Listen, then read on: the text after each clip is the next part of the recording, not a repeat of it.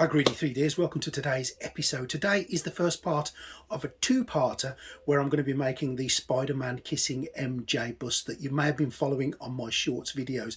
It is a brand new file, just freshly to hit 2023, and I've been really lucky enough to have been sent this file to prepare it, to paint it and show you guys it. There will be a link in the description where you can buy it from, don't worry, but it is brand new and it is a lovely file. So the second part, which is going to be following very soon, will show you the painting process, but today, the first part, I'm going to be showing you how I prepared this print for painting and how I did a test fit, which is something you really should be doing on all of your prints, and I hope you find something useful out today. Now make sure that you stay tuned to the end of the video because we've got some exciting news on Greedy 3D. It's a first for old Greedy here, so stay tuned to the end to see that news, and I hope you enjoy this Kissing Spiderman MJ video that I'm going to do. First part of a two-parter. Enjoy, and comments are welcome. Please subscribe to the channel, please like the channel, and go and buy that file.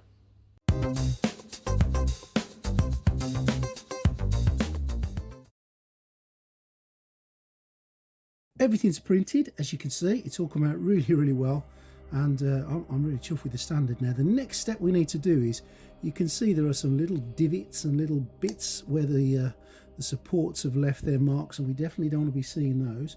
So there's a couple of things I'm going to be using to get them off. I'm going to be using some sandpaper. I've got some 240 grit there, and I've got some 180 grit there, a little bit finer to smooth it down a bit. I've got one of my wife's nail files. Don't worry, she does know about it, I think. Well, she does now, she's watching the video. And I've got a metal file here, which is one of the army painter ones, just to get it down. So I'm going to use this first on it, and I'm just going to concentrate on these areas here just to get them down. Now the metal file is really good for doing some serious removal of those little studs, and you can see that straight away it's getting them off. Now it's really important to do this stage, and if I'm honest, in the past I haven't been as thorough as perhaps I could be to do this, and I've had models where I've finished the models and I've looked at them and I thought, you know what, I really should have done this. So it was a lesson for me. You're going to do all that hard work painting it, let's just do a little bit of this work involved now in getting some of these marks off it, and it really does make the difference. Well, there you go. I mean, they're not all off, as you can see, but it's got them right down, and it's got them down enough so I can move to the sandpaper in a bit, and I'll do the same again on this side.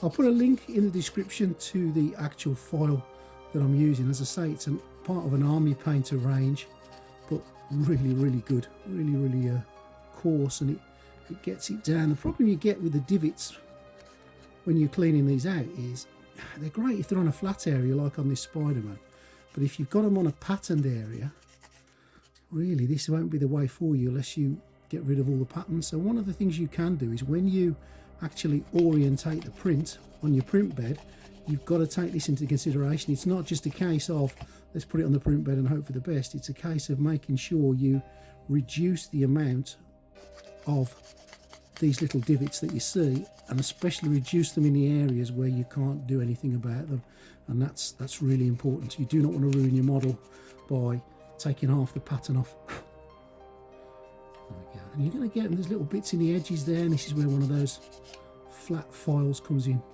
really handy, and it just allows you to get right into the groove and to, I'm sorry Spiderman if I'm making your eyes water there. There you go, look at that, wonderful. So once I've done that, I'm going to go on to some sandpaper, and I'm just going to use the sandpaper to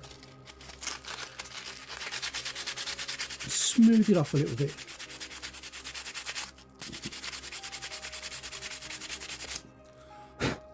There you can see it's done a great job.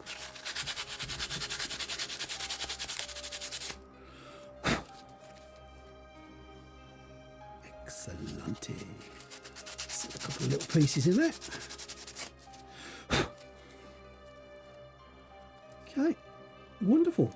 And that's the majority of the little divots off. And once you put a layer of primer on that, and once we have then put the paint colour on that, you're not going to see it. It's going to be hidden in the detail, anything you've got left, and you shouldn't really have anything left if you've got anything at all. Great. So I'm going to move through these pieces one at a time, just making sure there's nothing on them. I've tried to orientate this piece to avoid everything by putting everything on the bottom, all the supports, and that's done the trick nicely. Just checking her arm out. Okay, there's a little bit in between her fingers there. Difficult to get at. You want something quite thin. You've got to be so careful you don't damage the fingers. But again, you don't want to finish this model and see lots of little bits in the fingertips, do you? But that is everything from that one. Yeah, same again on this one. You can just see a little bit in there. Really being delicate with this bit, it wouldn't be beyond the realms of possibility to snap off the finger. So it's best just to take your time and be really careful. There's a little divot on that there, which, there we go, it's come off now. And you can see just a tiny bit in there. So I'm going to support that little finger and just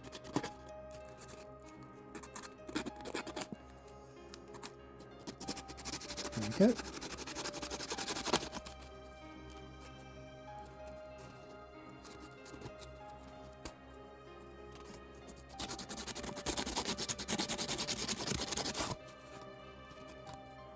Got it a treat. Wonderful. Same again on the other fingers.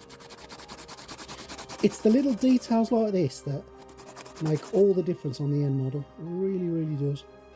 Now, when we get to her face, there's nothing on her face, which is good. But if you look at the back of her here, she's got some divots on the back of her there. So we're going to have to try and rub them down without destroying or making too much of an impact on the hair. But I can't leave those divots on. Now, in the scheme of things, you won't see a little bit of flattening off, but you will see divots if we do nothing with them. His face, I did do a little bit of sanding underneath his chin. I've already done that just to get rid of a couple of those divots that were on there. Looking at his hands, again, I did try and orientate the hands straight up vertically to miss anything that's going to be on the bottom there. Now, you're going to get a little bit on the side of his hand here. So we're going to gently just do our magic to that. Again, on his other hand, we'll probably have something very similar, and there we do. Mary Jane, the edge of her trousers, literally just a little bit.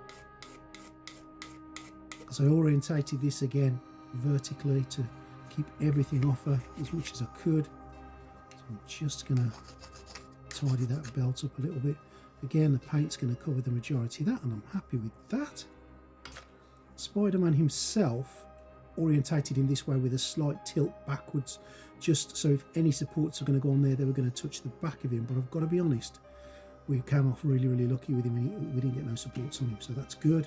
MJ's boots, as you can see, we orientated those straight up, so these parts here are going to be the bits that have got the marks on there. These are going to have to fit into the base, and we're going to have to test fit that in a moment.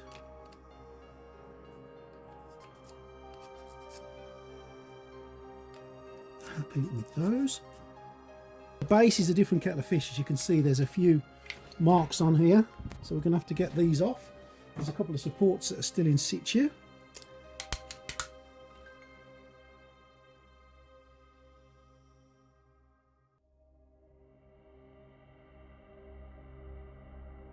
Okay, for this edge here, I'm just going to use one of these nail files just to be so careful with these edges. These edges are like razors, so make sure you keep your finger and your thumb well out of the way, because if you drag your finger down that too hard, boy, are you gonna know about it. I've actually seen people do this with some really strong reinforced gardening gloves, and I absolutely get why. The other thing you don't want to do when you're making a model for someone is these edges that are really sharp, you don't want them cutting themselves on it and injuring themselves, so always worth doing it. I'm just going to take my sandpaper as well on the top of this, just to get some of the little bits off the top that's been left on by the supports.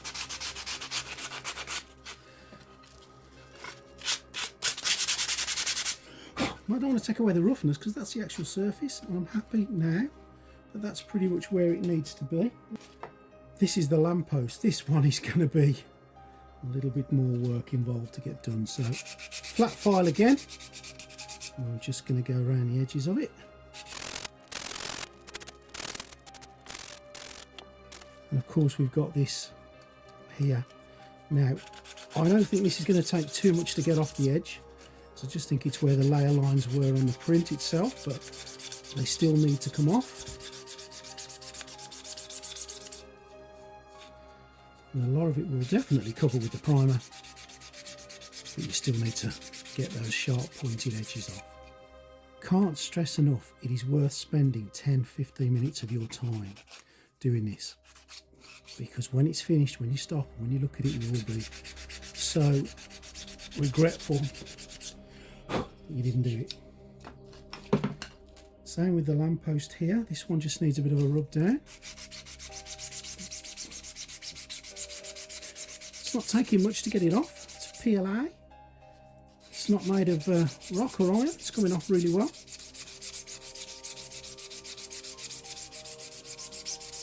Now I don't mind with things like this. Look, with the lamppost, I don't want it to look too clean. I don't want it to look like it's just come off the showroom front, so to speak, if lampposts actually come off showrooms. We just want it to look a little bit worn and battered. I've got no problem with that. Certain pieces you can get away with a little bit less work on. Certain pieces you can't.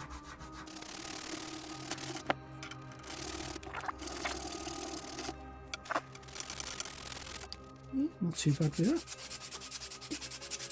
Like I say, it doesn't have to be like glass. This is the top of a lamppost. It's going to be a little bit weathered and battered. I might even put a little bit of rust effect on the top of it. One more piece to do, which is this piece here.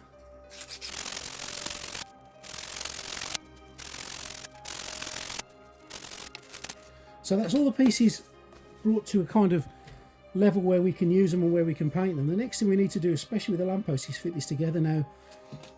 Yeah, so I use mixer on this to cut it down, because this is so tall it wouldn't fit on any of the printers I've got. And if you've got a standard printer, this isn't going to fit on it, so you're going to need to do the same yourself. So what I did do was I've cut it down, and I'm going to connect it together now and make sure that it all fits together.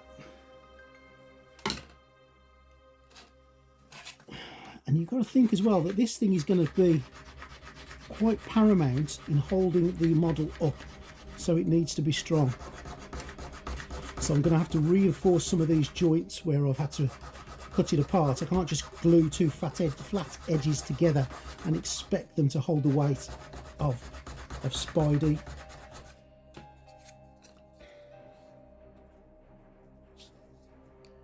And I didn't think that would go in straight away. I thought I'd probably need to do a little bit of work on that. I'm going to take a drill and I'm just going to make this hole a little bit bigger. There you go. So that's going to fit a little bit more snug. So just do a test fit. There's always a risk of snapping it off when you do this, so be so careful when you're doing it. Just do it gently, do it gradually. Find a length that's going to go in and stay in. If you need to cut a little bit more off, cut a little bit more off.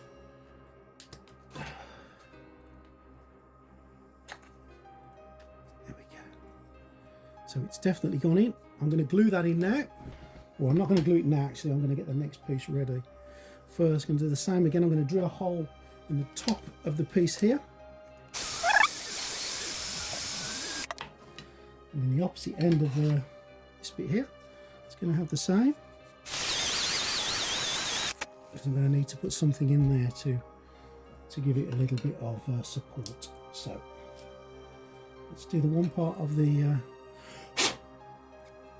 lamppost first. Some glue on. Around the edge, around the top, some nice super glue. Let's get that in. There we go. And I'm going to hold that down nice and firm, make sure it's flat. Can you just touch it with a little bit of accelerator?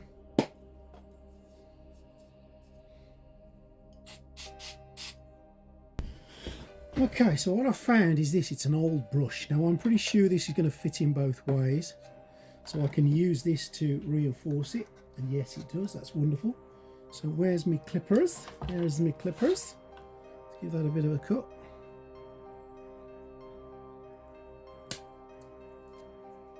And I'm going to glue it in that end first of all. Do a bit of a test fit. Look at that, beautiful. Plenty of glue inside.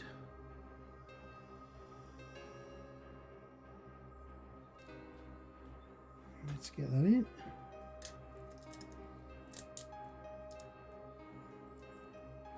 A little bit of activator just to set it. So that bit now is in.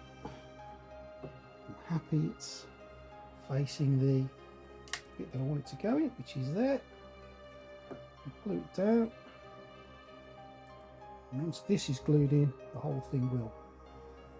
The next step is a quick test fit, just to make sure that everything goes together before we paint. So let's start off with MJ. Okay, there's the main part of the body, there's the chest area.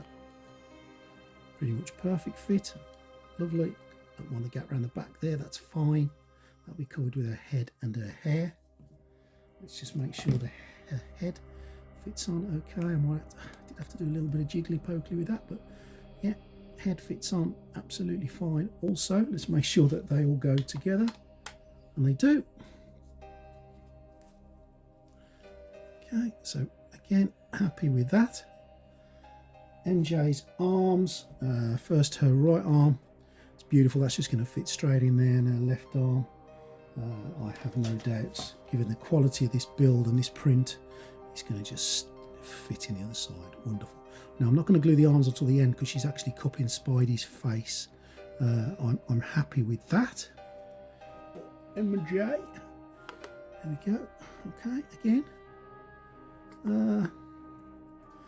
Fairly decent fit there, probably just needs a little bit of work on the bottom bit there, so I'm just going to run some sandpaper across there.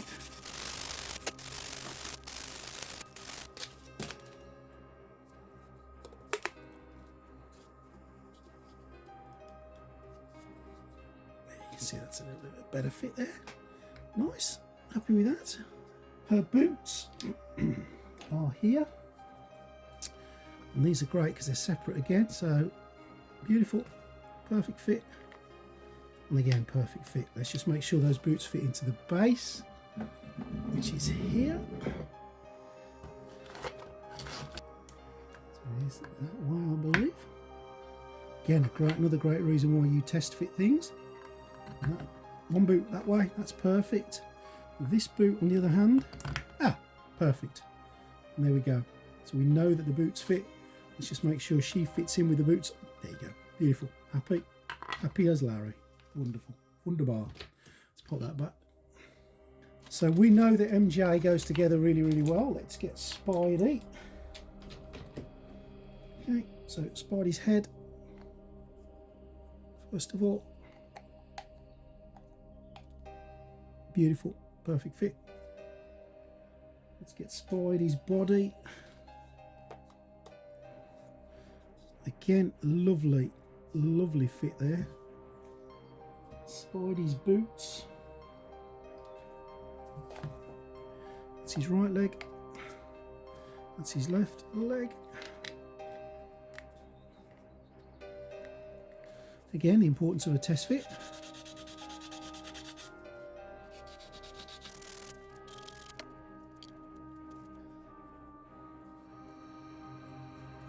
Going to be hanging upside down, so that's how he's going to be. I am happy with that. It's going to be around the rope and his arms.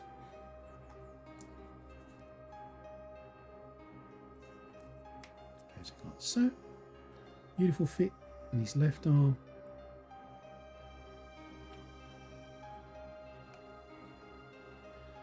Absolutely beautiful, beautiful.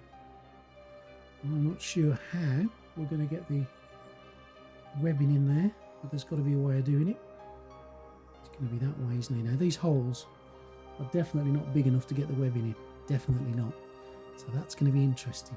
I'm not sure what we're going to do for that, but we will, rest assured, think of something. So that's all the pieces. We know that everything goes together. Next step, let's give them a coat of undercoat. Right, so there we go. We know that everything is clean. We know that everything is tidy. We know, really importantly, that everything fits together. And we are ready now to start that undercoating and the full painting process. And that I'll do in part 2, which will be coming up imminently. It's probably already on there when you watch this video. I said I'd got some important news, and I have. Greedy 3D is going to be starting a Patreon scheme. This is a scheme where you guys can join and you can get some benefits from that. We'll have a private Discord within our server so that we can have some private discussions, we can share hints, we can share tips, information, we can have a good old chat about all things 3D printing and painting. I'm also going to allow you guys to send me pictures of your work, and I'll make a video displaying your work. And if you've got a YouTube channel, I'll put the links to your YouTube channels on there as well, so we can help each other out with our hobby. Now, if you want to join the Discord, the links will be in the description. Please have a look at that and let me know what you think. Really be great to get you on board and to build our community and to work together to make better models and to learn from each other, which I think is really important. We've all got little bits of knowledge and we can share that between us, which is, I think, really important and helpful. If you can subscribe to the channel, if you want to share with your friends, if you want to do all those things for me, if you want to buy some mugs and some t-shirts and some Greedy 3D hats, you can do that as well. All the information you need is in the channel. But let's build things, let's get together and let's work together to make everything beautiful and do more for our hobby. Thanks for watching today. Stay tuned for part 2. Should be out there now. If not, it'll be out there imminently. And hope you've enjoyed what you've seen today. Hope to see you in the Patreon. Hope to see you subscribed, and tune in next time for more from Greedy 3D.